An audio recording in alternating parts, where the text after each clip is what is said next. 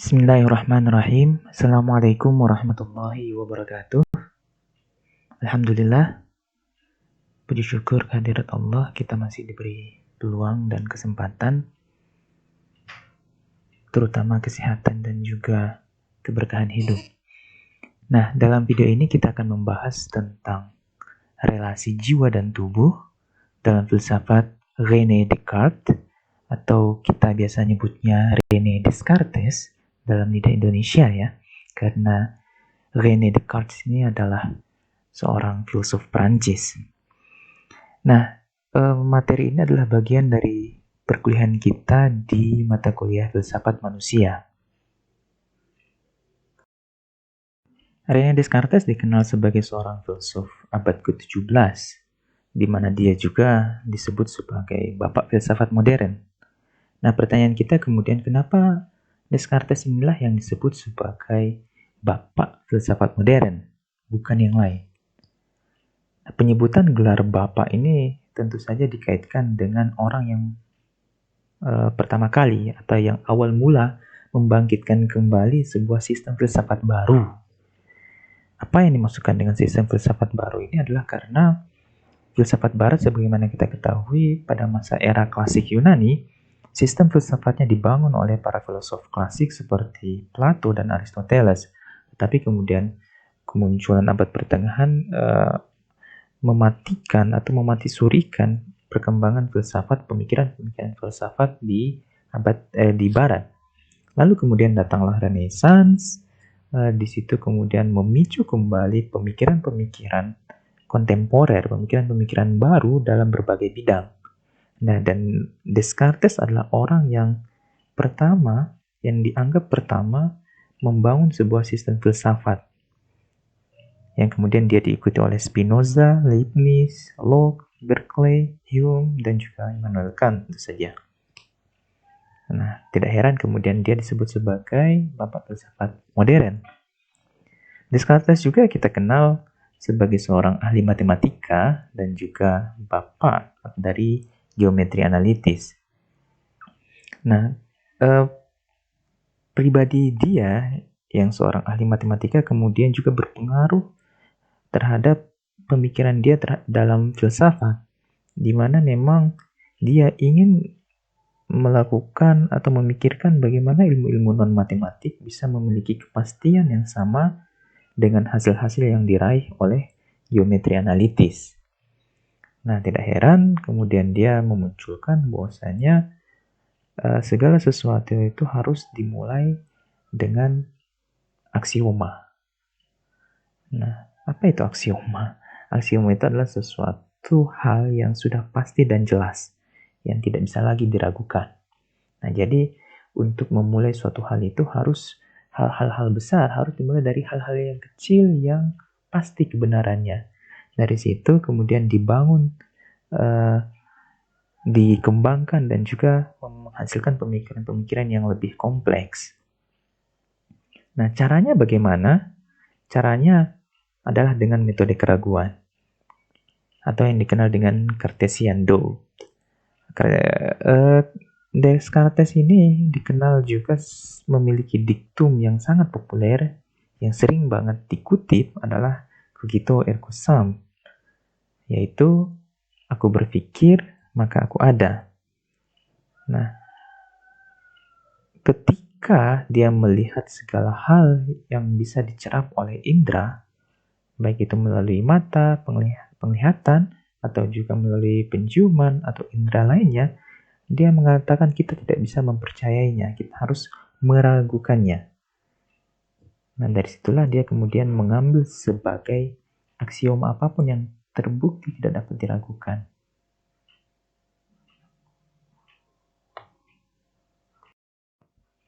Kita bisa melihat bahwasanya pada prinsipnya Descartes ingin menunjukkan kepada kita jalan menuju kepastian. Nah, dan jalan itu adalah melalui keraguan-raguan. Yaitu meragukan segala hal, kemudian mengambil sebagai aksioma apapun yang terbukti tidak dapat diragukan. Nah, dan hal yang tidak dapat diragukan adalah berangkat dari rasio atau akal. Ya, gitu. Makanya dia mengeluarkan diktum, ketika aku berpikir, maka itulah yang real, yang esensi, yang tidak bisa lagi diragukan, yang itulah yang ada. Descartes juga dikenal sebagai seorang rasionalis karena pemikiran dia tentang akal lebih fundamental dari pengalaman indera. Nah, indera itu bisa menipu, penglihatan, penciuman, peraba, itu bisa menipu kita, tetapi akal itu lebih pasti. Makanya dia disebut sebagai seorang rasionalis. Dia juga percaya bahwasanya ada ide-ide bawaan, idea yang mendahului pengalaman konkret. Nah, sehingga dia disebut sebagai seorang nativis. Bahwasanya kita sebagai manusia itu sudah dibekali dengan ide-ide bawaan. Yang itu berpangkal pada rasio dan itu lebih real. Selain itu dia juga percaya bahwasanya tubuh dan jiwa ini merupakan dua substansi yang berbeda, dua hal yang berbeda. Dia membedakan secara substansial antara jiwa dan juga tubuh. Nah, pemikiran dia inilah kemudian dikategorikan sebagai dualis. Makanya Descartes dikenal sebagai seorang rasionalis, dikenal sebagai seorang nativis, juga dikenal sebagai seorang dualis. Sekarang kita masuk ke dalam pemikiran dia yang akan kita bahas dalam materi ini, yaitu tentang relasi jiwa dan tubuh. Tetapi sebelum masuk jauh ke sana, kita akan melihat apa konteks pemikiran dia atau apa yang melatar belakangi kemunculan pemikiran Descartes sebagaimana tersebut. Nah, dalam konteks pemikiran Descartes ada dua hal penting yang menjadi semangat zaman atau menjadi pengetahuan umum pada masyarakat Eropa abad ke-17 tersebut. Yang pertama terkait dengan biologi Aristotelian, di mana kita sudah mengulas sebelumnya bahwasanya Aristoteles percaya bahwasanya setiap makhluk itu memiliki jiwa. Nah, jiwa di situ sebagai prinsip atau napas kehidupan yang tidak terpisah dari badan. Ada jiwa vegetatif, ada jiwa sensitif atau hewani, dan juga jiwa rasional. Dalam keyakinan Aristotelian, jiwa-jiwa inilah yang dianggap merupakan pemberi kehidupan atau yang menggerakkan, yang membuat makhluk hidup menjadi hidup. Nah, yang pertama, jiwa vegetatif itu terkait dengan kemampuan untuk menyerap makanan dan bereproduksi, yang biasanya hanya dimiliki oleh tanaman. Adapun jiwa sensitif atau juga jiwa hewani, kadang disebutnya itu merupakan kemampuan yang lebih kompleks melalui daya penggerak, adanya sensasi, ingatan, dan juga imajinasi. Nah, hewan memiliki jiwa vegetatif untuk makan dan bereproduksi, juga untuk untuk melakukan gerakan, sensasi, ingatan, dan imajinasi. Gitu. Dia memiliki dua jiwa, yaitu jiwa vegetatif dan juga jiwa sensitif. Adapun yang tertinggi adalah jiwa rasional yang hanya dimiliki oleh manusia. Jadi manusia dalam konteks Aristotelian itu memiliki 3 jiwa, yaitu jiwa vegetatif, jiwa sensitif atau jiwa hewani, dan juga jiwa rasional. Nah, kemudian selain dominasi biologi Aristotelian, kita harus melihat bahwasanya seorang René Descartes atau Descartes ini juga memiliki pengalaman unik ketika dia mengunjungi sebuah patung atau adanya patung-patung di gua-gua yang ada di tepi sungai Seine di Prancis sana, dan dia melihat bahwasanya patung-patung itu bisa bergerak sendiri. Nah, dapat bergerak sendiri inilah yang kemudian kita sebut sebagai otomat atau kadang otomatis itu ya, atau otomat ya. Dia patung itu tanpa kita lihat semacam sihir gitu ya, dia dapat bergerak sendiri. Nah, tetapi ternyata di dalam patung tersebut ada mekanisme roda-roda atau pipa-pipa yang diisi oleh air, yang itu kemudian digerakkan. Paling tidak dua hal inilah yang kemudian menginspirasi pemikirannya Descartes terkait dengan fisiologis atau penjelasan tentang jiwa-jiwa tadi, dan juga bagaimana relasinya dengan jiwa rasional. Itu bagaimana relasi antara tubuh dengan jiwa.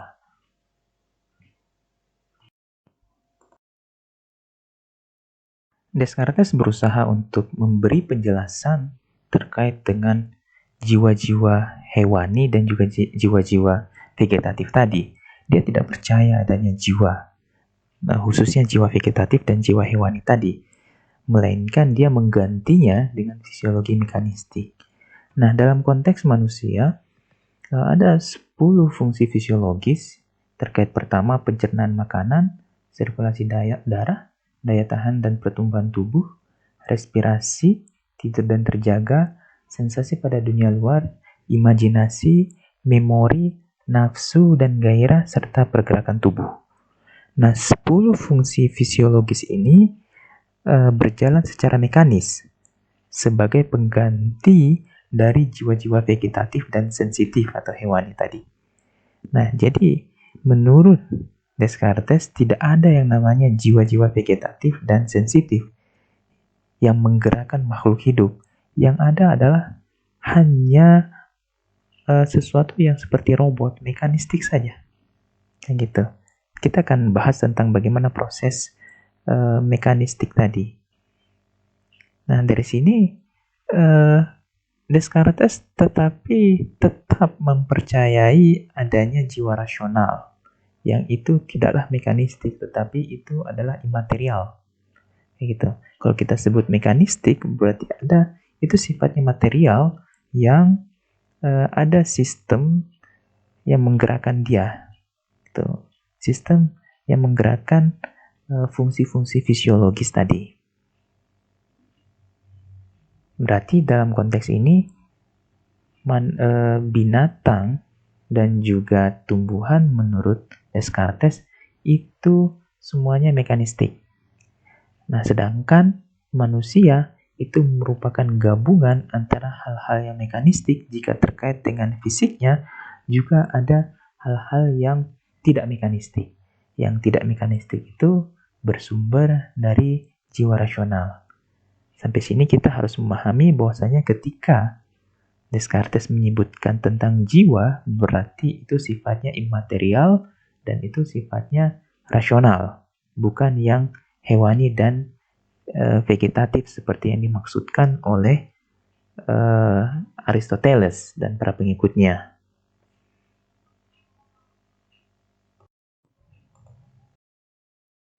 Descartes kemudian berusaha menjelaskan bagaimana fungsi-fungsi mekanistik dari tubuh. Nah, pertama, dia tertarik terhadap apa yang disebut dengan ventricles atau rongga-rongga yang ada di dalam otak. Nah, di dalam ventricles tersebut ada cairan-cairan jernih berwarna kuning. Pada konteks sekarang biasanya dikenal sebagai cerebrospinal, tetapi dalam konteks abad 17 biasanya itu dikenal dengan jiwa-jiwa hewani. Nah, cairan-cairan kuning tersebut kemudian mengalir ke dalam saraf-saraf berlubang yang itu kemudian mengaktifkan otot-otot di tubuh. Bayangkan dalam tubuh kita ada otot yang kemudian kita itu bisa menggerakkan badan, tetapi dalam otot itu ada saraf-sarafnya. Nah, dan saraf-saraf itu menurut Descartes berlubang seperti pipa. Ya, gitu. Dan dalam lubang itu kemudian bisa dialiri oleh cerebrospinal atau cairan kuning. Atau dulu dikenal dengan jiwa-jiwa hewani tadi. Nah, menggunakan cerebrospinal itulah kemudian saraf-saraf bisa mengaktifkan otot-otot. Lalu penjelasan ini kan persis seperti patung-patung yang di Saint-Germain tadi, yang itu bisa bergerak secara otomat karena adanya pipa-pipa di bagian dalam. Pipa-pipa itu berisi air yang itu kemudian bisa mendorong sebuah patung bisa bergerak. Gitu. Tapi kemudian apa yang membuat cairan-cairan itu bisa mengalir atau enggak? Apa yang mengatur katup-katup yang itu kemudian bisa terbuka dan tertutup, bisa mendorong air atau menahan air, atau bisa mendorong cerebrospinal tadi mengalir ke saraf-saraf tertentu di dalam bagian tubuh. Gitu. Misalnya apa yang kemudian membuat saya menggerakkan tangan saya untuk melakukan sesuatu. Gitu. Nah, dalam konteks ini Descartes melihat peran penting dari otak sebagai pusat kontrol sistem pipa dan katup yang ada di dalam tubuh. Gitu. Nah, itulah yang kemudian bisa menggerakkan atau membuka dan menutup katup-katup yang saraf-saraf katup-katup yang ada dalam saraf-saraf tubuh kita untuk dialiri cerebrospinal atau tidak. Dalam konteks apa yang kemudian mengatur katup-katup dalam otak tersebut sehingga bisa terbuka dan tertutup? Descartes lagi-lagi kita lihat dia terpengaruh oleh petunjuk dari patung-patung yang ada di Saint-Germain, bahwasanya di sana ketika ada penonton atau pengunjung yang datang menginjak panel-panel tertentu yang ada di situ, kemudian itu mengaktifkan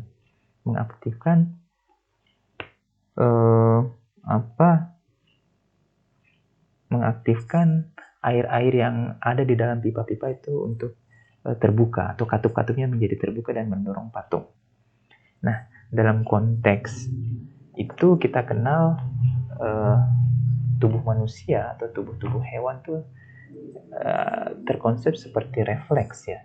Ada refleks ketika ada cahaya matahari atau panas yang itu kemudian menggerakkan tangan kita untuk menutup mata, untuk menutup matahari dari pandangan mata kita, atau juga ketika tangan kita terkena panas, kita secara refleks menarik tangan tersebut. Nah, itu seperti ada panel-panel yang terinjak di dalam otak kita, dalam tubuh kita agar menggerakkan badan. Nah, dari sini meskipun Descartes tidak menggunakan istilah yang jelas tentang refleks, kita bisa melihat pemikiran dia tentang hal tersebut kemudian menginspirasi ilmuwan-ilmuwan berikutnya untuk menganalisis lebih lanjut. Ya, dengan cara tersebut Descartes kemudian bisa menjelaskan tentang respon-respon mekanis tubuh makhluk hidup. Nah, dalam pandangannya dia, respon-respon itu terjadi karena ada interaksi antara efek-efek stimulasi eksternal pada sistem syaraf dengan kesiapan emosional internal dari roh-roh hewani tadi, gitu, atau cerebrospinal. Nah, setelah itu terjadi, terbentuklah respon-respon dalam cara yang sangat spesifik. Gitu. Nah, dengan cara seperti ini, Descartes percaya bahwasanya analisis dan penjelasannya dia telah menunjukkan bagaimana fungsi-fungsi tradisional tentang roh-roh atau jiwa-jiwa vegetatif dan jiwa-jiwa hewani itu dapat dijelaskan secara mekanis. Jadi dia berusaha menggantikan penjelasan Aristoteles atau Aristotelian terkait dengan jiwa-jiwa vegetatif dan jiwa-jiwa hewani secara mekanis tubuh. Itu hanya masalah mekanistik tubuh saja, gitu. Bukan sesuatu nafas kehidupan yang dua jiwa tadi, tetapi beda halnya dengan jiwa rasional. Nah, hal ini butuh penjelasan khusus dari Descartes.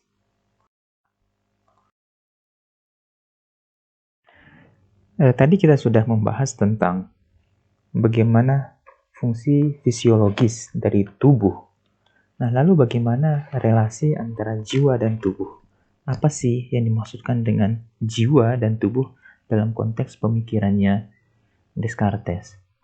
Nah, tubuh dalam konteks pemikiran Descartes sama seperti benda fisik lainnya terdiri dari partikel-partikel yang bergerak dan memiliki keluasan.